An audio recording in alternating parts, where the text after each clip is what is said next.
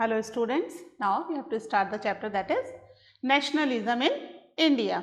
Okay, तो इसमें हम ऑलरेडी देख चुके हैं कि किस तरह से अलग अलग कम्युनिटी के लोगों ने रिएक्ट किया for the non cooperation movement.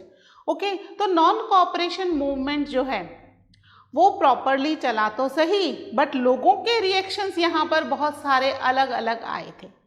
Okay, तो अब गांधी जी ने यहाँ पर एक और मूवमेंट लॉन्च किया, that is civil disobedience movement. तो आज हम बात करेंगे सिविल डिसओबीडियंस मूवमेंट की. ओके, टूवर्ड्स, आज का हमारा जो टॉपिक है that is towards the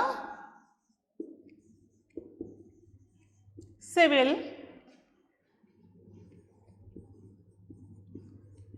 disobedience.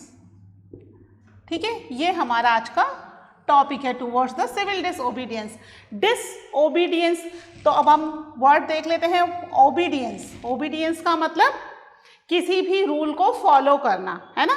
कोई भी रूल है या कोई भी लॉ बनाया है उसे फॉलो करना. क्या करना है यहाँ पर उस रूल को? डिसओबीडियंस करना है.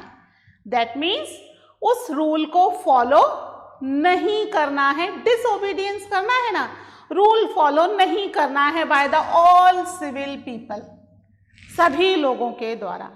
ठीक है, जितने भी लोग हैं, everyone has to start the civil disobedience, यानी गवर्नमेंट जो भी लॉ बना रही है, that people start disobey that law. ठीक है, तो ये चीज शुरू हुई. तो ये किस तरीके से शुरू हुई, हम पहले इसका एक फ्लो चार्ट बना लेते हैं. ठीक है, थोड़ा सा फ्लो चार्ट बड़ा है इसलिए मैं ऑलरेडी इसकी एक मैंने 4 पार्ट्स कर दिए. इसमें 4 अपने पॉइंट्स हैं, उसके सब पॉइंट्स लिखेंगे. तो सबसे पहला पॉइंट तो हमारा टूवर्ड सिविल डिसओबीडियंस ही है, मेन जो है. ठीक है, इसके अंदर सबसे पहले हम देखेंगे कि यहाँ पर गवर्नमेंट मैंने शॉर्ट में लिखा है, आप चाहो तो पूरा लिख लेना, है ना. गवर्नमेंट ऑफ इंडिया एक्ट, है ना. मैं इसको पूरा ही लिख देती हूं आपके लिए, कहीं आप कंफ्यूज ना हो. गवर्नमेंट ऑफ इंडिया एक्ट 1919 आया. ठीक है, इस एक्ट के में क्या स्पेशलिटी थी? इस एक्ट के थ्रू जितने भी हमारे पॉलिटिकल लीडर्स थे उन्हें इन्होंने अपनी गवर्नमेंट में आने के लिए एक तरीके से इनवाइट किया या परमिशन दी. ठीक है, हमने जो पहले हम पढ़ चुके हैं क्लास 8th में about the moderates and extremist. 2 group देखे थे ना, मॉडरेट्स एंड एक्सट्रीमिस्ट. तो वहां मॉडरेट्स क्या चाहते थे कि गवर्नमेंट में उन्हें पार्टिसिपेशन मिले. तो गवर्नमेंट ऑफ इंडिया एक्ट जो है वो लोगों का पार्टिसिपेशन लेकर आया कि वो लोग पार्टिसिपेट कर सकते हैं इन द गवर्नमेंट. ठीक है, इसके अलावा इसी समय साइमन कमीशन आया. साइमन कमीशन, ठीक है, साइमन कमीशन आया इसी समय. और साइमन कमीशन कुछ इस तरीके से बना कि it did not satisfied the Indian people. और वहां पर फिर एक और पैक्ट आया, that was the Gandhi Irwin pact.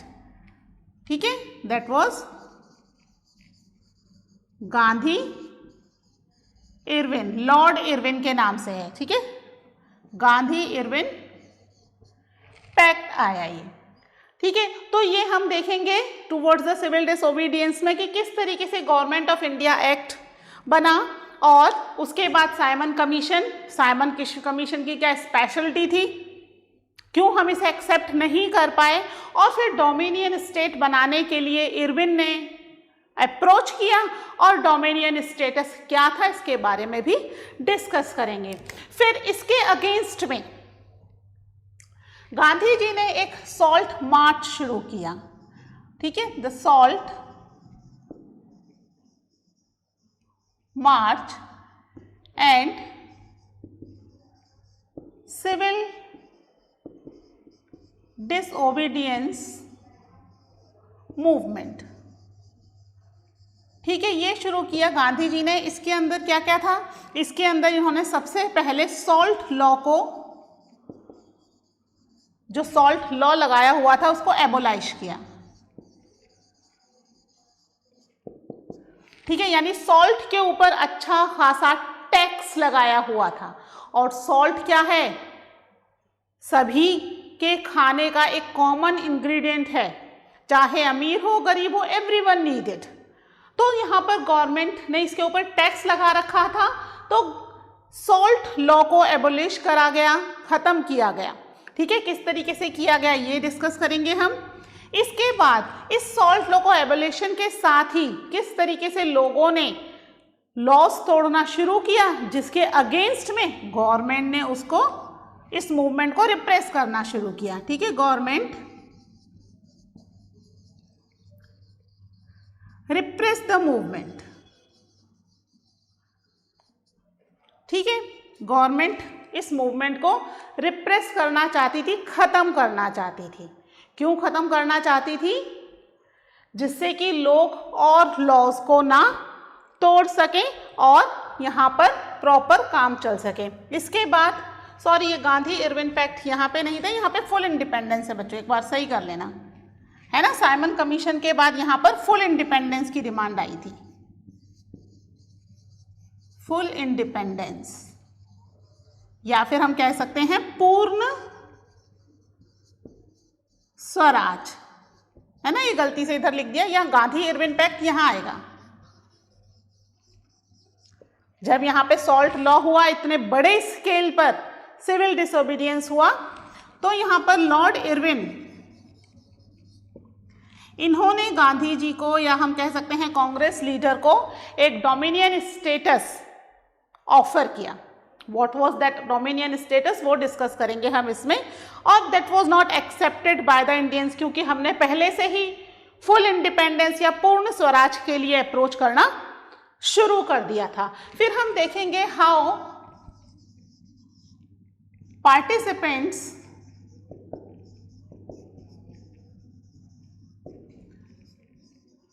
Saw the movement.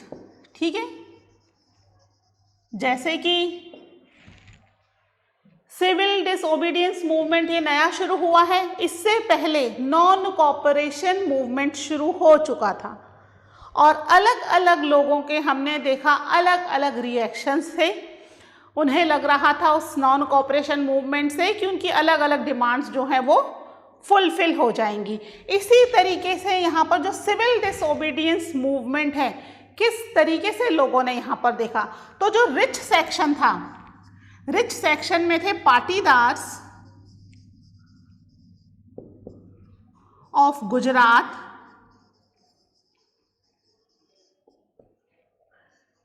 And Jats of UP या उत्तर प्रदेश। ठीक है, देवर द रिच पीसेंट्स। ये कौन थे? देवर रिच पीसेंट्स। तो हम इनका रिएक्शन देखेंगे कि व्हाट वाज देयर रिएक्शन ये सिविल डिसओबीडियंस के लिए। इसके अलावा हम डिस्कस करेंगे पुअरर पीपल का, पुअरर पीसेंट्स। ठीक है, पुअरर पीसेंट्स ने इस मूवमेंट को किस तरीके से लिया, कैसे पार्टिसिपेट किया, व्हाट वाज देयर एस्पिरेशंस। इसके अलावा business class people,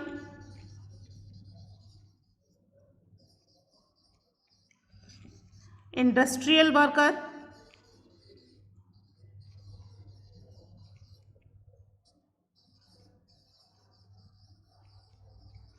even women were also participated.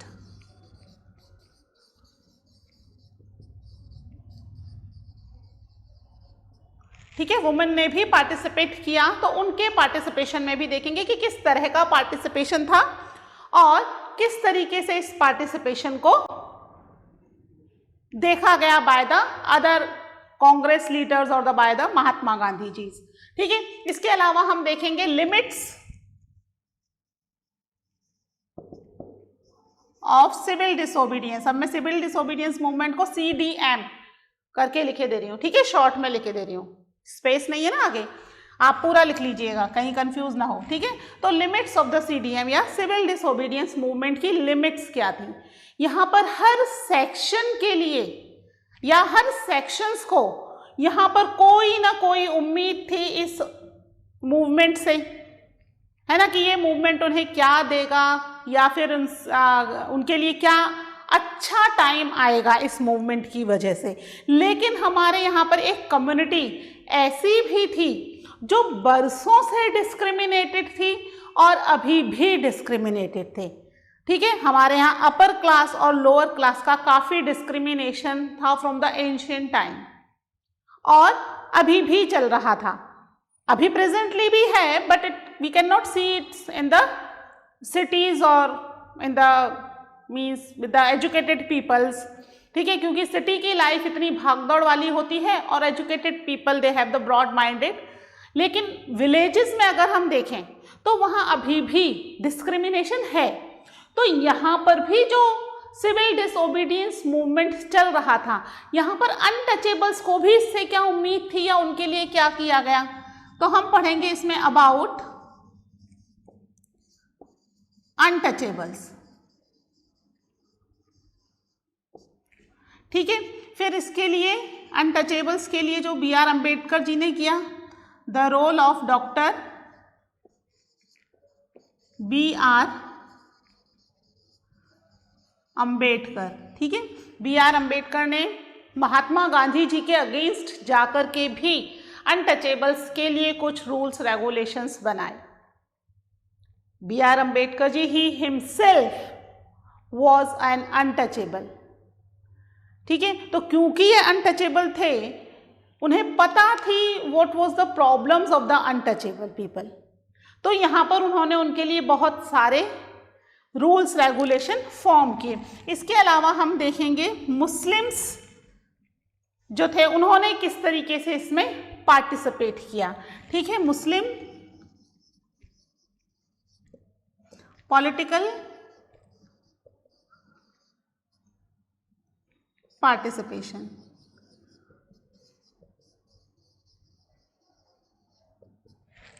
ठीक है। मुस्लिम्स हमेशा से इंडिया का एक बहुत ही इंपॉर्टेंट पार्ट रहे हैं।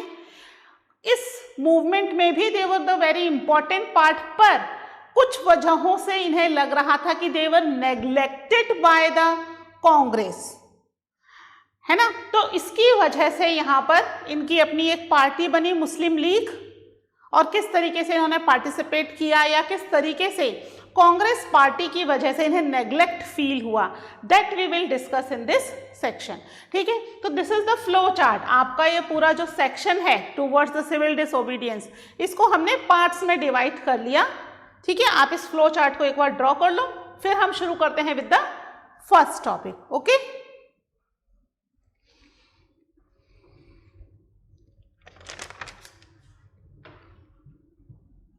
चलिए इसको मैं रब कर दूं।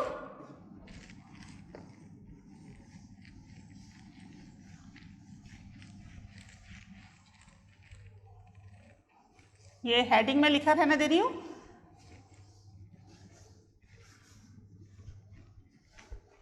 तो सबसे पहले हम बात करेंगे अबाउट द, क्या आया था, गवर्नमेंट ऑफ इंडिया एक्ट 1919, है ना। इसमें मैं आपको थोड़ा सा याद दिलाऊंगी आपका पिछला पढ़ा हुआ मॉडरेट्स और एक्सट्रीमिस्ट का, जिसमें मॉडरेट्स जो थे वो चाहते थे कि कंट्री के अंदर ब्रिटिश रूल रहे, कोई दिक्कत नहीं है, ब्रिटिश रूल अच्छा रूल है, काफ़ी इसने यूनाइटेड किया हुआ था अकॉर्डिंग टू द मॉडरेट्स, ठीक है। वो चाहते थे ब्रिटिश रूल रहे, but they want few powers and rights, जो वो ऑप्रेसिव बिहेवियर कर रहे थे इंडियंस के साथ वो ना करें, साथ ही कुछ पावर्स दी जाए इंडियन पीपल को और कुछ राइट्स दिए जाएं, ठीक है। इसके लिए वो बार बार बात कर रहे थे। तो यहाँ पर government of India act 1919 basically उन्हीं मॉडरेट्स को सेटिस्फाइड करने के लिए आया था, जिसमें इंडिया में जितने भी स्टेट थे, India was divided in the provincial and the princely states, ठीक है। प्रिंसली स्टेट्स पर तो प्रिंस का रूल था। जो प्रोविंशियल स्टेट्स थे वहां पर इलेक्शंस करवाने का प्रोसीजर रखा गया कि भाई वहां इलेक्शन करवाए जाएंगे and Indian political parties also can participate in that election. वो पार्टिसिपेट कर सकती हैं इलेक्शन में। इससे क्या होगा, जो भी व्यक्ति वहां से चूज होकर आएगा that person become the part of the British government. British government का पार्ट बनेगा और ब्रिटिश गवर्नमेंट जो भी डिसीजन लेती है फॉर द इंडियन पीपल वो उसे पता रहेगा और वो गवर्नमेंट के डिसीजन को इन्फ्लुएंस कर सकते थे विद इन द गवर्नमेंट, क्योंकि they are in the government, they are the part of the government. तो गवर्नमेंट के डिसीजन को इन्फ्लुएंस कर सकते थे, कोशिश करके चेंज करवा सकते थे, गवर्नमेंट से ऐसे लॉज बनवा सकते थे जो कि इंडियंस के फेवर में हो। इसलिए मॉडरेट शुरू से ही चाहते थे कि इंडिया में इंडियन पीपल का पार्टिसिपेशन भी ब्रिटिश गवर्नमेंट के साथ हो। तो यहाँ पर गवर्नमेंट ऑफ इंडिया एक्ट ने इनको यही फैसिलिटी प्रोवाइड की। लेकिन अब तक वो जो टाइम पीरियड था वो टाइम पीरियड 1885 में कांग्रेस बनी थी। उसके बाद के टाइम पीरियड में 1905 के आसपास ये डिमांड्स बहुत तेजी से बढ़ रही थी और फिर फर्स्ट वर्ल्ड वॉर आ गया 1914 में। तो 1914 से 1918 के बीच इंडिया में ब्रिटिशर्स का कंट्रोल बहुत लूज हो गया था, थोड़ा इतना ज़्यादा स्ट्रांग नहीं रहा था। वो केवल मनी एक्सट्रैक्ट करने में ज़्यादा बिजी थे and they were busy in the first world war in the Europe. तो अब यहाँ के लोगों को वापस कंट्रोल करना था, वापस से यहाँ पर अपना रूल पहले की तरह स्ट्रांग करना था। तो यहाँ पर एक तरीके से 1919 में इस एक्ट को इंडिया में लाया गया। इससे पहले अभी क्या चल रहा था इंडिया के अंदर, नॉन कॉपरेशन मूवमेंट। हमने पढ़ा था ना, अलग अलग लोगों की अलग अलग एस्पिरेशंस थी कि भाई गांधी राज में हमें बहुत सारे राइट्स मिलेंगे, फैसिलिटीज मिलेंगी, अपने ही विलेज के अंदर आराम से हम अपनी लाइवलीहुड कर पाएंगे और ये जो ऑप्रेसिव बिहेवियर कर रहे हैं ब्रिटिशर्स ये सब खत्म हो जाएगा गांधी राज में। तो गांधी जी ने जो नॉन कॉपरेशन मूवमेंट था उसको लॉन्च तो किया, लेकिन लोगों ने इसको एक वायलेंट एक्टिविटी में कन्वर्ट कर दिया। हमने देखा ना, अवध में भी वायलेंट एक्टिविटी हुई, आंध्र प्रदेश के अंदर वहां पर ट्राइबल पीपल ने वायलेंट एक्टिविटीज की। प्लांटेशन वर्कर्स भी प्लांट से भाग गए अपने प्लांटेशन से और वहां पर भी उन्होंने ब्रिटिश ऑफिशियल्स के साथ मारपीट लड़ाई झगड़ा करके भागे वो।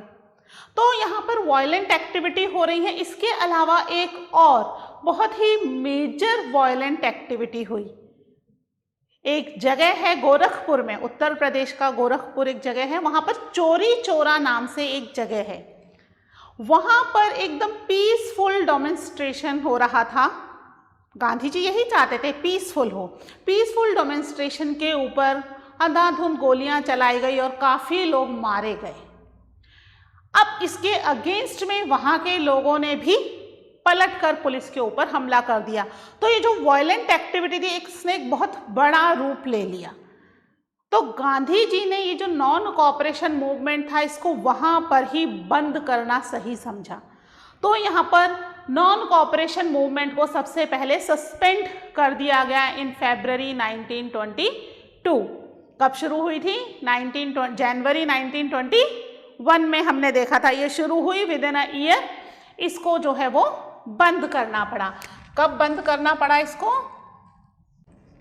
इन फरवरी 1922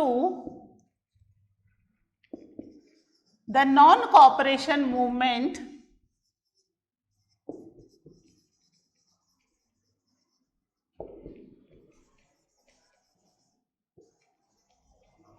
was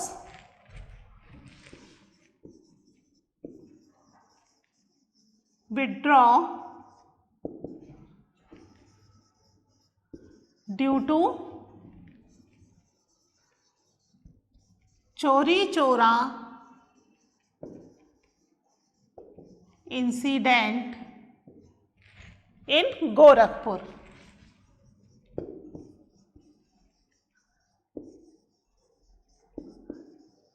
ठीक है, गोरखपुर में जो चोरी चोरा इंसिडेंट हुआ उसकी वजह से गांधी जी को ये मूवमेंट विड्रॉ करना पड़ा, बंद करना पड़ा। ठीक है, इससे पहले तक अब कांग्रेस क्या चाह रही थी, जो प्रोविंशियल इलेक्शंस हो रहे थे उसमें पार्टिसिपेट करना चाह रही थी। ठीक है, गवर्नमेंट ऑफ इंडिया एक्ट 1919 के थ्रू प्रोविंशियल इलेक्शन में ब्रिटिशर्स के साथ इंडियन लोग भी इलेक्शन में खड़े हो सकते थे। तो within the Congress many leaders wanted to participate in the election. ठीक है, क्या हुआ यहां पर, few leaders in Congress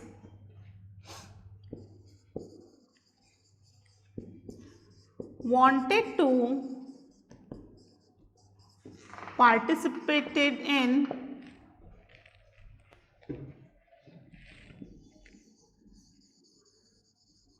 elections which was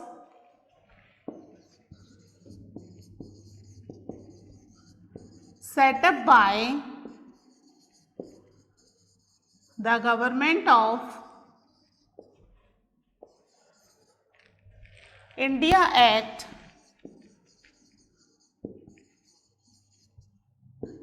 1919। ठीक है, तो यहाँ पर ये फ्यू लीडर्स, नॉट ऑल, कुछ ही लीडर्स, क्योंकि कांग्रेस में भी हमने देख लिया था ना, दो ग्रुप्स थे, कौन कौन से थे, मॉडरेट्स एंड एक्सट्रीमिस्ट, है ना। एक्सट्रीमिस्ट क्या चाहते थे, दे वांट फुल इंडिपेंडेंस, वो चाहते ही नहीं थे कि ब्रिटिश रूल रहे, है ना। और कांग्रेस चाह रही है, कुछ लीडर कांग्रेस में, नॉट ऑल, चाह रही है कि ये जो इलेक्शंस हो रहे हैं इसमें पार्टिसिपेट करके गवर्नमेंट के अंदर जाया जाए और गवर्नमेंट के अंदर जाकर के कंट्री की सिचुएशन को सुधारा जाए या उसको कंट्रोल किया जाए। बाहर से हम कुछ नहीं कर सकते। तो बहुत सारे लीडर्स चाह रहे थे पार्टिसिपेट करना, वहीं पर जो एक्सट्रीमिस्ट थे, सो मेनी अदर लीडर्स, वो इन इलेक्शन में पार्टिसिपेट करना ही नहीं चाहते थे। They want full independence. तो यहाँ पर कांग्रेस के अंदर ही दो ग्रुप बन गए। ठीक है, इस वजह से जो मॉडरेट थे, जैसे कि CR Das and Motilal Nehru, they were the extremist, they were the moderates, ये चाहते थे कि पार्टिसिपेट करें इलेक्शन में। ठीक है, तो इलेक्शन में पार्टिसिपेट करने के लिए इन्होंने अपनी खुद की एक पॉलिटिकल पार्टी बना ली। ठीक है, CR Das and Motilal Nehru formed a political party. क्या नाम था इसका, एस स्वराज पार्टी। ठीक है, उसका नाम था स्वराज पार्टी। अपनी खुद की एक पॉलिटिकल पार्टी इन्होंने क्रिएट कर ली to take participate in the election. इस पॉलिटिकल पार्टी का नाम क्या है, स्वराज पार्टी, जिससे कि वो इलेक्शन में पार्टिसिपेट कर पाए। वहीं पर एक्सट्रीमिस्ट जवाहरलाल नेहरू और Subhash Chandra Bose, they were the young leaders at that time, है ना। मोतीलाल नेहरू जी फादर हैं जवाहरलाल नेहरू जी के। ठीक है, मोतीलाल नेहरू जी जो हैं वो क्या चाह रहे हैं, इलेक्शन में पार्टिसिपेट करना। वहीं यंग ब्लड जो है, यंग लीडर्स जो हैं, वो चाह रहे हैं कि इलेक्शन में पार्टिसिपेट नहीं करना है। क्यों नहीं करना, because they want full independence. तो वो इलेक्शन में पार्टिसिपेट ही नहीं करना चाहते थे। वो चाहते थे यहाँ पर एक बड़ा मूवमेंट चलाया जाए फॉर द फुल इंडिपेंडेंस। कौन कौन थे इसके अंदर, जवाहरलाल नेहरू एंड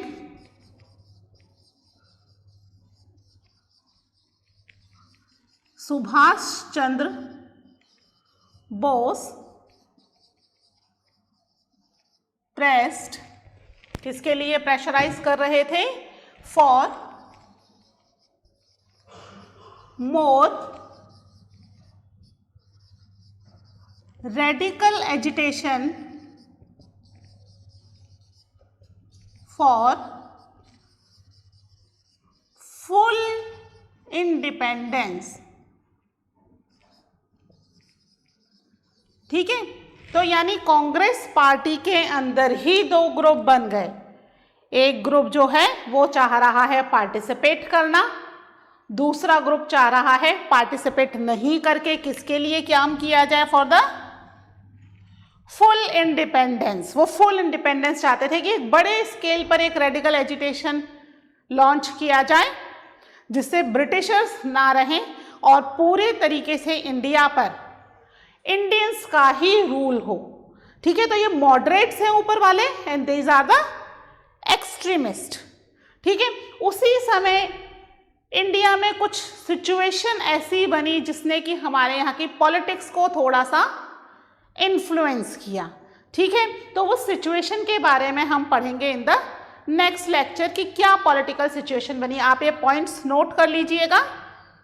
ठीक है, नेक्स्ट लेक्चर में हम पढ़ते हैं about the what was the political situation in the India, जिससे कि काफी सारी चीजें चेंज हो गई। ठीक है, तो मिलते हैं इन द नेक्स्ट लेक्चर।